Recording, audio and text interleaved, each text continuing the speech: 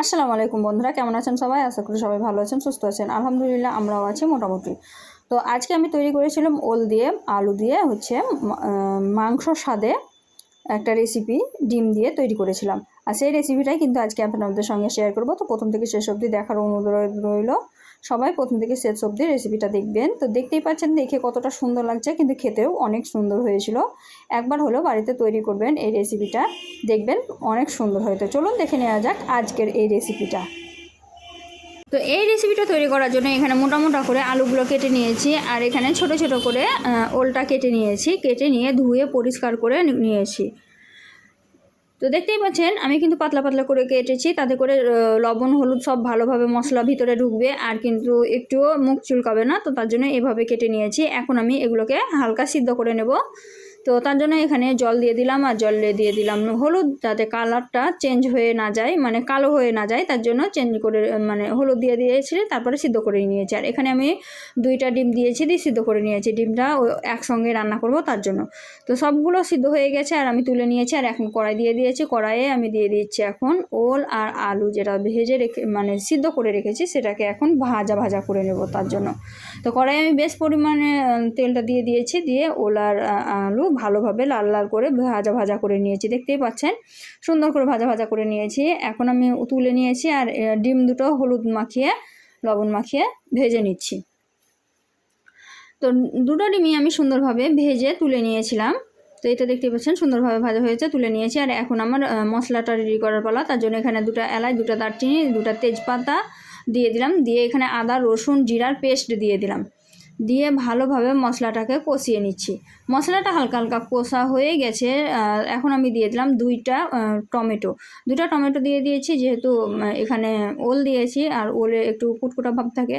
তো এই টমেটোর টকটা দেওয়াতে সুন্দর হবে। তো তারপরে আমি একটু জল দিয়ে টমেটোটাকে একটু সিদ্ধ করে নিয়েছি। তারপরে আমি আর তেল অ্যাড করবো না তার জন্য। তারপরে অল্প অল্প করে মশলাগুলো অ্যাড করেছি।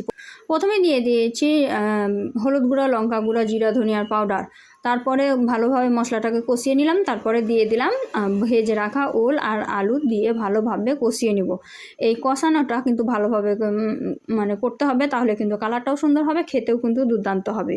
তো একটু সময় নিয়ে আমি কষিয়ে নেব। আর ভিডিওটা কিন্তু খুবই স্পিডে দেখিয়েছি, যাতে তোমাদের সময়টা নষ্ট না হয়, তোমরা যাতে সম্পূর্ণ ওয়াচ করো ভিডিওটা। তাই তোমাদের কাছে একটাই অনুরোধ, ভিডিওটা ফুল ওয়াচ করো। তো এই তো আমি ভালোভাবে একদম নাড়াচাড়া করে কষিয়ে নিয়েছি। দেখুন একদম তলায় লেগে যাচ্ছে এখানে কিন্তু, আর এই জলের পরিমাণও একটুও নাই আর তেলও নাই। তো তার জন্য কিন্তু আমি ভালোভাবে কষিয়ে নিয়ে এখন জল অ্যাড করে দেবো, তা না হলে কিন্তু তলায় লেগে যেতে পারে, পুড়ে যেতে পারে। যতটুকু কষিয়ে নিয়েছি সম্পূর্ণ হয়ে গেছে। তো এখন আমি এখানে জল ব্যবহার করলাম। আপনারা চাইলে গরম জল ব্যবহার করতে পারেন। এখানে আমি কাঁচা জলই ব্যবহার করেছিলাম, যেহেতু আমার আলু আর ওল দুটোই সিদ্ধ করা ছিল, সিদ্ধ আবার ভাজা ছিল। তো খুব বেশি সময় লাগবে না। তো আমি নাড়াচাড়া করে ঢাকা দিয়ে সিদ্ধ হতে দেব।